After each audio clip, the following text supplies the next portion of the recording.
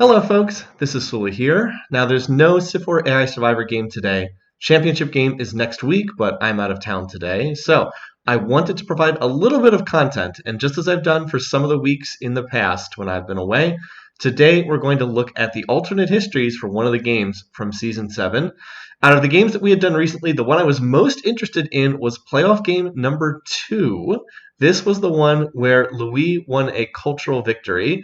And it felt like this game was very wide open, so I was very curious what would happen if we replayed the map a number of additional times. I remember I had picked de Gaulle to win, and he had actually been leading the game in score for a good portion, and then his game kind of collapsed. So question was, what would happen when we replayed this game? So I'm going to go ahead and show you what happened when I replayed this map 20 times. So we'll start with the screenshots here. So starting with a Louis cultural victory. This was a Mehmed domination victory. For some reason, the screenshot missed the actual victory announcement, but this was Mehmed winning by domination. Louis winning by space. Louis winning by culture. Louis winning by culture again. A de Gaulle diplomatic victory. A Kublai Khan space victory. De Gaulle winning by domination. This was one of the wackiest games of the set. De Gaulle and Toku, the only ones still alive. Other games did not look like this, I'll put it bluntly. Louis winning a Diplo victory. Louis winning a cultural victory. Louis winning another cultural victory. Now, you might be starting to see a trend here. Mehmed winning by space, Louis winning by culture, Kublai Khan winning by domination, Mehmed winning by domination, Louis winning by culture again, Louis winning by culture yet again, a Hannibal Diplo victory, another Louis cultural victory, and yet another Louis cultural victory. So, if you tally that up, unsurprisingly, Louis was the one who won the most times. In fact, he won this game, I believe it was 12 victories in the 20 map replays. Yeah, 60% win rate there. So that was the most consistent thing about this game, and we did see that in the game that we watched. Louis won a cultural victory. It was everything else was kind of up in the air and almost impossible to predict because this game was absolutely all over the place, and it's pretty hard to describe a narrative for this game outside of those Louis cultural victories. So why did Louis win 60% of the time? Well, there's really no good economic leader in this field. De Gaulle had this really nice floodplain start, but de Gaulle is not a particularly good economic leader. So there was no one who could really put pressure on the field to win by space or just like run away with the game economically. So many of these games just kind of stalemated with lots of warring, lots of fighting back and forth. And if that happened and Louis was still alive, he usually won by culture because his cultural victory dates were just before any other victory condition could hit. So he has a lot of cultural victories in like the turn 270 to 300 range. And that was before anyone could get to space. Now, of course, you have weird games like this. Louis winning by spaceship on turn 400. I believe he had one of his 3 cultural cities raised in this game. It was either that or he lost his capital and he didn't decide to go cultural. So that game was really weird. But most of the time, if Louis won, it was by culture. I think he had a Diplo victory in here as well. But almost all, I think 10 of his 12 victories were by culture. So that was like the most common outcome. And that more or less is what we saw in the game that we watched on live stream. So if you had Louis as the winner, you were correct. And then if Louis didn't win the game, it was just complete chaos because there was no consistency whatsoever in what happened in all of the other games. Let me go back to the conclusion. So Kublai Khan won twice, Mehmed won 3 times. That was pretty shocking to me. De Gaulle won twice, Hannibal won once. So you can see it was just everywhere. And then for the runner-up slot, it's just who the heck knows, right? 30% Kublai Khan, 10% Mehmed, 25% de Gaulle, 25% Hannibal. This game felt like it was kind of a crapshoot, and that's basically what we saw. Also, in terms of our scoring, note that Kublai Khan, Mehmed, de Gaulle, Hannibal are all very close here on the scoreboard. None of them really stands out. I guess Kublai was slightly more consistent, and Hannibal was definitely a little weaker because he was first to die more often, but I mean, if we run this 100 times, we probably have a better sense. I didn't feel like even running the map 20 times was enough to really distinguish between these leaders, except these 3 in particular were all really close on the scoreboard. All right, so a little bit more about each of these leaders individually. Kublai Khan was, I believe it was the favorite. Yeah, he was the favorite in the picking contest going into this one. And, you know, he did have a couple victories. He had more second-place finishes. I think he had the most. Yeah, he had the most second-place finishes with 6 runner-up finishes. He only won twice, though. Biggest issue for him is he would just fall behind economically, and unless he was able to run over the whole map and win by domination, he couldn't really win because someone else would win a victory condition before him. Usually, Louis could win by culture long before he could win by domination. He also was prone to settling to the east in a lot of these games. In the game we watched on live stream, his first settler went west, and like was right on the border with de Gaulle, but he actually went east a lot of the time in the alternate histories, which is kind of weird. Put a little bit more pressure on Hannibal. But yeah, I mean, he was solid on this map, but not spectacular, and definitely not as good as Louis. Definitely fought a lot of wars. I believe he started more wars than anyone else. 40, yeah, started the most wars of anyone. Okay. Next up, then, let me cover just a little bit about de Gaulle and Mehmed because they really go together. Now, my thinking on this map, the reason why I picked de Gaulle to win, I was like, oh, de Gaulle's the best starting position, and I do think he had the best starting position on this map.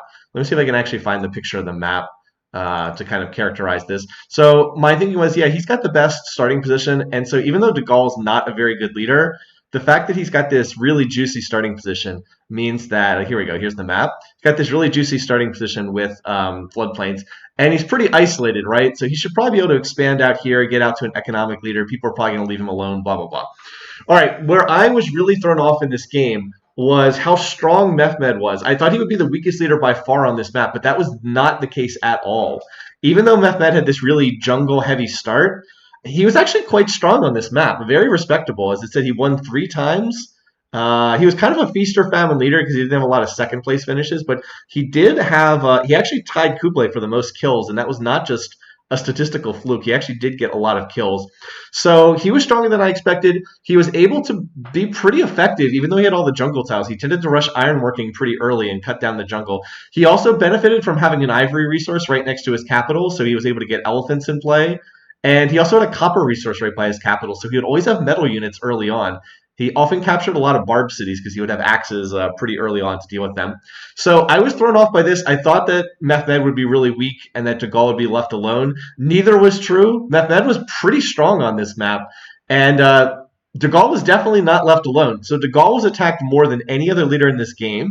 45 war declarations. No one else was even close to that. I think Hannibal was next closest at 34, but way, way more attacks than anyone else. He got dogpiled a lot.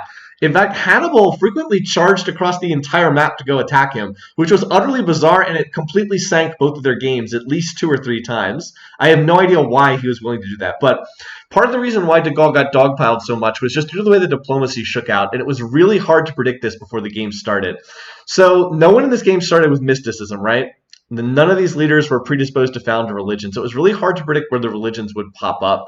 And in fact, they were unpredictable from game to game. Sometimes de Gaulle founded a religion, sometimes Hannibal, sometimes even Tokugawa or Kublai Khan or Mehmed. Everybody founded a religion at least some of the time in the alternate histories. But one thing that was consistent is Louis pretty much always founded a religion. He would basically always found the first religion. And then his religion would usually spread to Mehmed. I'd say about 60% of the time they'd share the same religion. So Mehmed does not declare war at pleased in Civ4, and he shares the same peace weight as Louis. I believe they're both peace weight 2.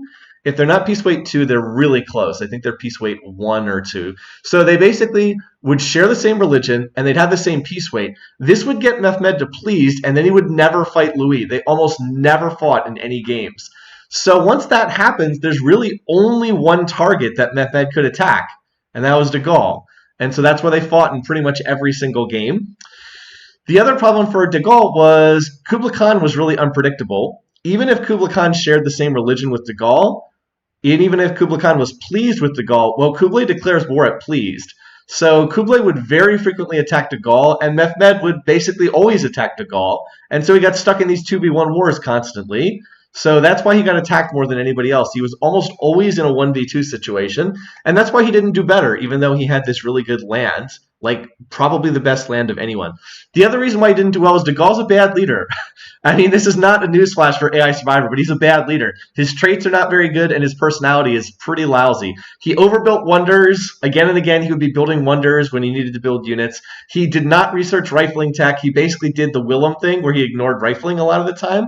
But he doesn't have creative financial traits like Willem, so he was basically trying to do like this pure econ strategy without the traits to back it up, and it just didn't work out very well. There was one game he researched to industrialism. Yes, the tech that unlocks tanks before he got rifling. I'm not making that up. He threw away a certain victory by doing that. So de Gaulle's a bad leader. If you took a more competent leader and put him in the de Gaulle spot, so like if you swapped Mehmed and de Gaulle, if you put Mehmed in this spot and de Gaulle in this spot, de Gaulle probably just gets crushed and does nothing, and then Mehmed is probably the strongest AI on the map.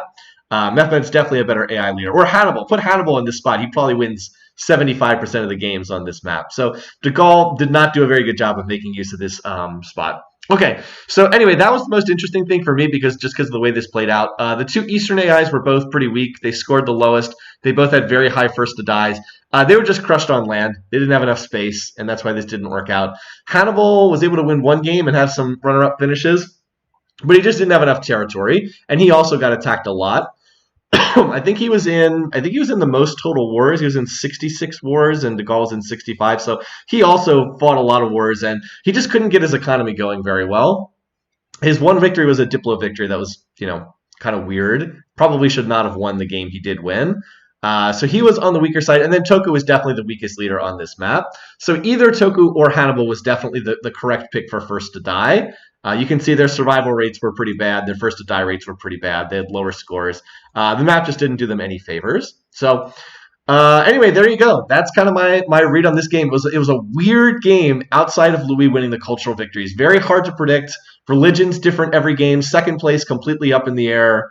Hard to figure this one out other than Louis won a bunch of cultural victories. So I came out of this without much more certainty than before this, other than, like I said, it was basically a crapshoot after Louis won aside from the games where Louis won a cultural victory.